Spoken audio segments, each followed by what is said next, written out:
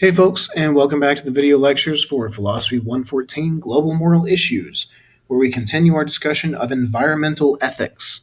In particular, we're going to be looking at the other side of our moral status question, looking at the moral status of the land and the environment, and seeing at what scale should we be doing our moral thinking. Should we be holists? Should we be individualists? So, plan of attack for the day. We're going to briefly recap to make sure we're on the same page terminology wise. And then we're going to look at ecological individualism, sort of the assumption of the previous views we've been looking at. And then we'll look at Aldo Leopold and his ecological holism and his idea of a land ethic.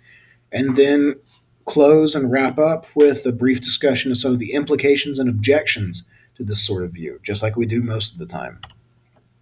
So, first off, just as a reminder, in case the title and title card weren't description enough, but we're focusing on environmental ethics for this unit, which includes, so far, a brief discussion of animal rights and the idea and the question of whether we should be anthropocentrists, biocentrists, zoocentrists, basically asking who has moral status, who or what is worthy of moral consideration. Now, this time, we're tackling a different sort of question. We're looking at the idea of whether or not the environment or an entire ecosystem, a whole biosphere, can have moral status. At what scale should we be doing our moral thinking?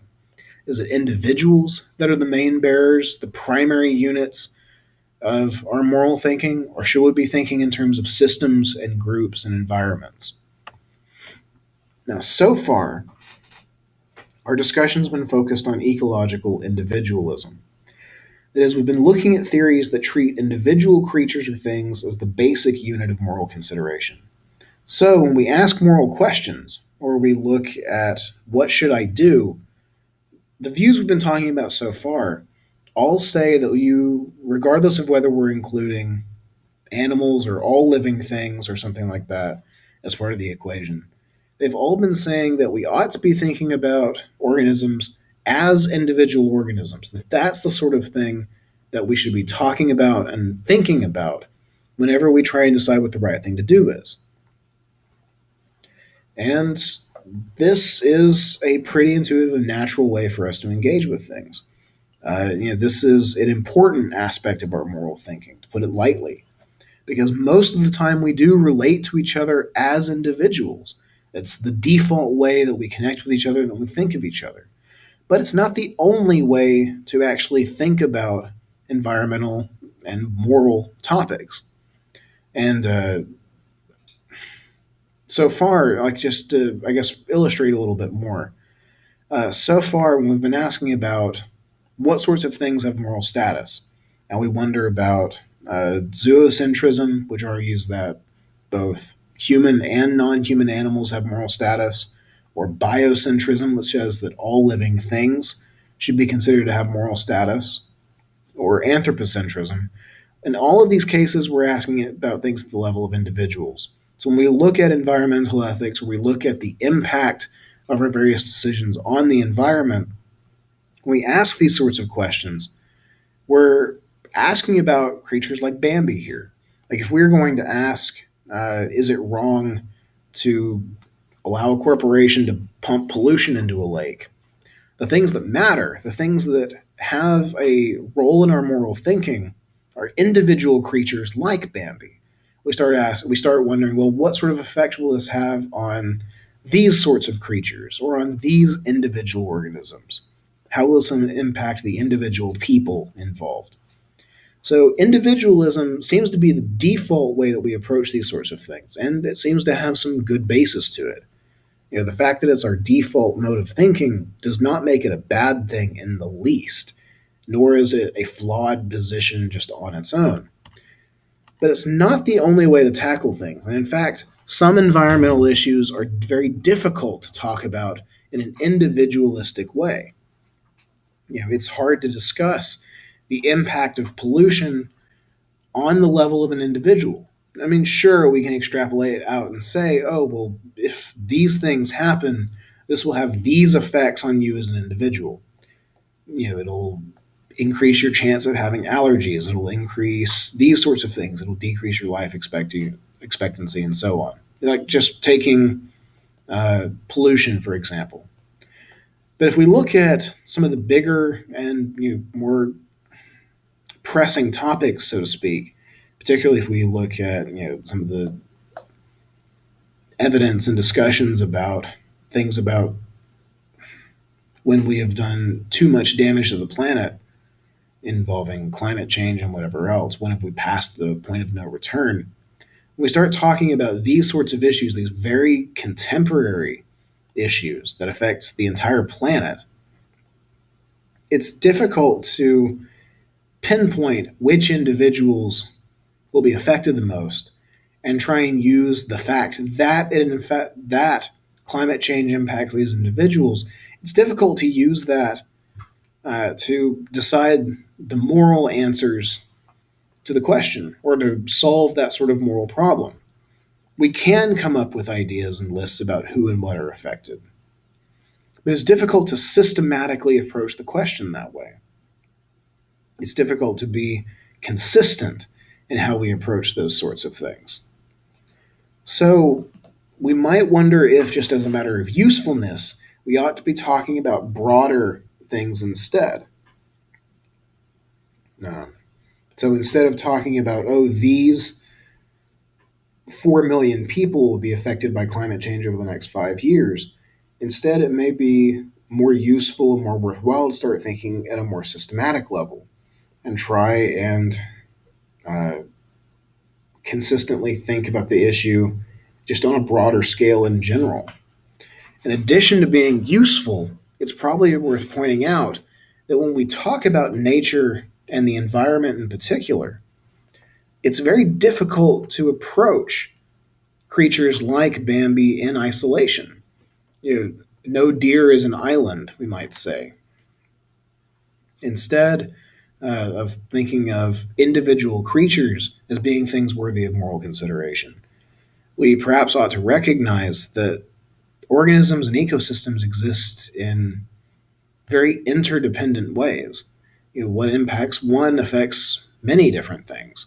And it's that entire system that often seems to be one of the main worries for things like climate change. Like, for example, if we are worrying, say, about climate change and the effects that it'll have on ocean currents and global temperatures and weather patterns and that sort of thing, if we end up looking at individual organisms, it might be the case that individuals will suffer a little bit, but will overall be all right. Like, for example, if the Earth were to heat up and weather patterns were to change, those of us in Indiana may not be all that affected by it in many different ways.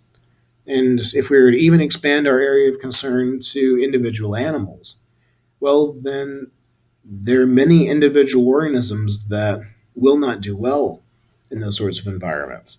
It's difficult to pinpoint which actions were the morally wrong ones. It's difficult to attribute responsibility in a lot of different ways while thinking and approaching a problem at an individual level.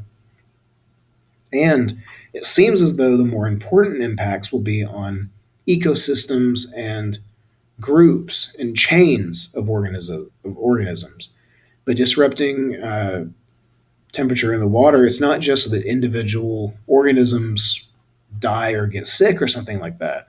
It's that food sources no longer become available, and that patterns of behavior have to shift, which have further impacts and further make conditions worse and worse and worse and so on. So it seems as though thinking at the level of systems, thinking in terms of an ecological holism, might actually be more useful and allow for clearer and more systematic moral thinking. Now, holism is the view, as we said before in the intro and in the recap, that the basic unit of moral consideration shouldn't be just individual organisms, but rather the entire biosphere and its ecosystems, what we might call the biotic community. That is the group of all sorts of living things, ranging from plants to plankton to animals to fungi and so on. So here, it's think at the level of ecosystems or collections of ecosystems rather than individual organisms that matter. And it's not just things that matter, but that these are the main basic units we should be using in our moral thinking. These are the kinds of things that can have moral status. If that's the case, this could be very useful both as an alternative method of approaching moral problems and as a competing sort of view compared to other theories. For example, some versions of ecological holism will include non living things, something beyond even biocentrism, and thus allow for uh, whole areas and locations to be bearers of moral status, to be worthy of moral consideration, either direct or indirect.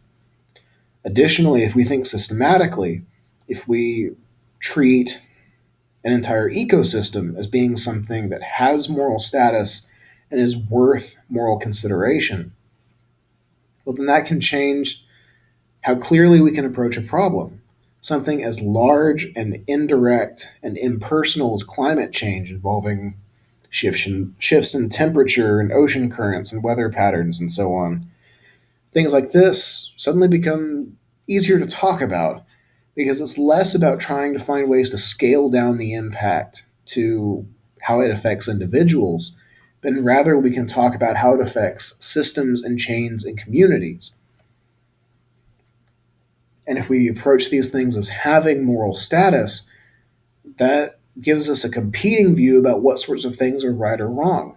Using a holistic approach, one that treats systems as having being worthy of moral consideration, might change what sorts of things are acceptable. It might change which sorts of things are right and wrong. And Aldo Leopold gives us an example of how this sort of thing is supposed to work and what this sort of view is supposed to look like. And essentially, he's going to argue that we ought to adopt this sort of position. Aldo Leopold's work, The Land Ethic, coming out of the late 19th century, early 20th century, if I remember. The Land Ethic argues that we ought to start considering the natural world in our moral thinking. In particular, he uses a term, the land, to refer to the soil, water, plants, animals, living things, and non living things of the natural world as a whole. And honestly, it's a whole lot better than saying the biotic community or something like that. You just got to give him the credit there.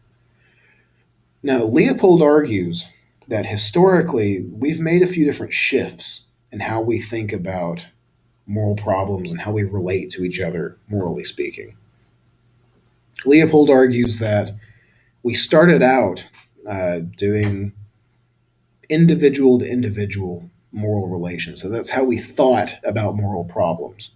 We said, well, if John hurts Cindy, then Cindy is entitled to this sort of recompense, or that John is blameworthy for what he did to Cindy. Cindy is affected in this way. It's talking about how individuals relate to each other. Later, we developed individual to community relationships and added this to our moral thinking. Now it's not just about what individual people do to each other, but it's how people fit into communities and how people fit into community standards, whether or not they should be a part of it. This is where we start getting things like criminal systems and justice systems, where we start thinking about cultural norms as things that ought to be followed. Leopold argues that we ought to add a third element to our moral thinking.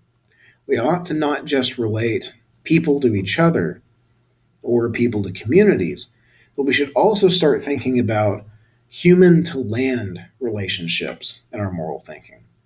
Because our current systems just don't cut it, so to speak. They're just not adequate for fully capturing the moral reality of what's going on. Anthropocentric, or what Leopold calls economic, views of value and views of morality fail to capture the value of the land itself. They fail to capture the moral worth or to fully morally appreciate uh, areas and landscapes and ecosystems and so on. Because the more economic value system, the economic viewpoint, is one that approaches everything in terms of what can it do for us?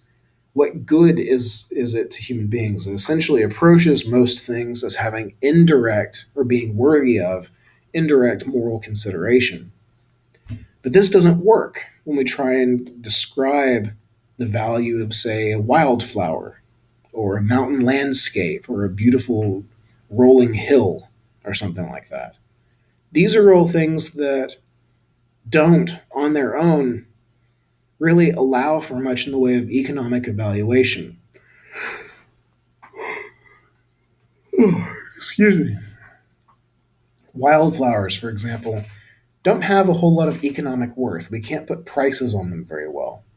And while we might technically be able to do so, but with economics and market forces and all that sort of thing, on a moral level, it's difficult to say what sort of worth they really have to us. But uh, it still seems wrong to say that they have no value whatsoever, because obviously, beautiful areas of the natural world, or even some of the ugly ones, have a sort of value and worth of their own. They're things that most of us would probably agree are worth preserving. So, Leopold thinks, we need to start adopting some version of a land ethic to start thinking holistically about these sorts of problems. To give an example, consider one of the most famous national parks in the United States, Yosemite National Park, out in Northern California. Yosemite is an area that was one of the earliest national parks made, not the earliest, but in the first grouping of them. I forget exactly what number it was.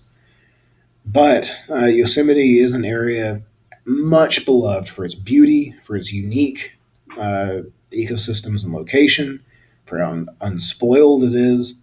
It is considered a truly magnificent part of the world by many, many people, and I would say rightly so.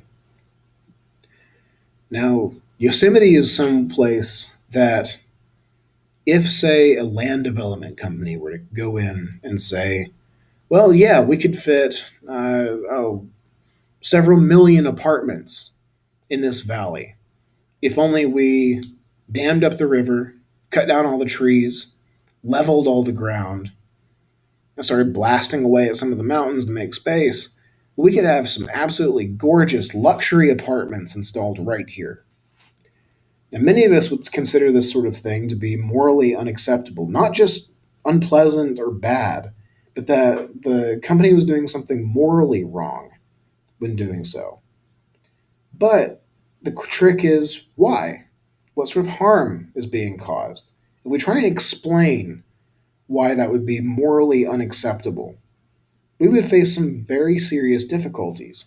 Because remember, it's not just determining what's right and wrong, it's doing so systematically that matters to us as philosophers who want to have good theories and explanations for why something's right or wrong, or why something is good or bad. And so, if it's a bad or wrong thing to destroy Yosemite for the sake of luxury apartments with nice views, well, explaining that in terms of individual organisms or in terms of indirect moral status doesn't seem to quite cut it. Because if we seem to say, oh, well, the apartment's going to damage this particular deer, or even this very small collection of deer, well, it's not a very full or satisfying explanation. It's not something that fits very well with our experience of what it's like to damage Yosemite. Instead, it seems as though the park as a whole deserves moral consideration. It's not just the individual rocks or the river or Yosemite Valley or the individual trees involved. It's the whole of the place, the land, that seems to be worth thinking about and worrying about and evaluating the impacts of things on when we're trying to figure out what's right and wrong. We're trying to figure out these moral problems. If that's the case, if it is at that level that we ought to be thinking, well, then Leopold's right. We need to do some sort of a shift in the way that we approach moral thought and become some form of an ecological holist. But we shouldn't necessarily do so too quickly. There are some worries to think about. If Leopold's right and it's systems or families or communities or ecosystems that ought to be the main holders of moral status, that does, as I said before, change how we approach right and wrong. If, say, for example, a herd of deer or an entire or a food chain or an ecosystem is the sort of thing to have moral status and thus be worthy of moral consideration, well, then it's only the group as a whole that's worthy of worry, that ought to be protected, that we could have obligations to. Um, that would mean that some individual creatures might, at times, ought to be or obligated to be sacrificed for the good of the whole. If there's a particularly slow deer that's holding back the herd, well, then for the good of the herd, which is the real bearer of moral value and the thing worthy of moral concern, then that slow deer ought to be eliminated, and so on. You can see where the idea, once it's taken hold and taken to its logical extreme, might be ridiculous, might be something that we ought not be willing to endorse. On a different sort of note, the boundaries of a system or an ecosystem are not always very clear. On the one hand, the most extreme version of ecological holism might insist that we think on the largest possible scale, the entire biosphere of planet Earth ought to be where we consider moral problems. So that might be the appropriate scale to think about these things. But if that's the case, then it seems as though we'd have real challenges in deciding on what the right thing to do at any given time would be. As far as a decision making process or an action guiding process, ethics would seem to fail if you had to consider every aspect of the natural world, the entire natural world, every time you had to make a decision. That just seems too much in many ways. We might also wonder about, if you don't think at that level, well, why not? What level should you be thinking at?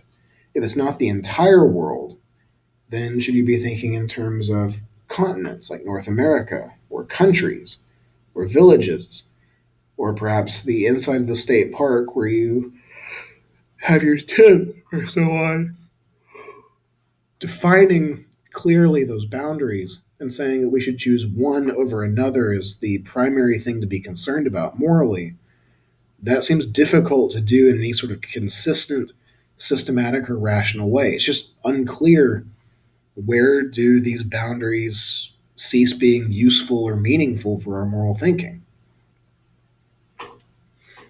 And just like with anthropocentrism and some forms of zoocentrism, we might wonder about which things deserve moral status, which systems, which ecosystems, which communities deserve moral status, and why, and what some of those conclusions and other things might be. So there are a number of worries with this whole position. There are a number of things to keep in mind besides just the general difficulties of individualism. But I leave the evaluation of those costs and issues up to you, as this officially wraps up the couple of lectures for the unit. As I said, the unit's a rather brief one and introduces a little bit of the issues, but hopefully leaves you enough time to focus on other work as well. So, if you would, take a look at your journal and any readings that you've not quite wrapped up yet. Make sure and review over notes and things. And next unit, we'll start talking about economic justice, about the justice of dealing with and how to divvy up the limited resources on the planet or in given situations. If you haven't already, take a look at the quiz and journal. Keep an eye out on the midterm and the announcement about the live streamed review, where you get to chat with me en masse on YouTube Live, I think is the platform I chose.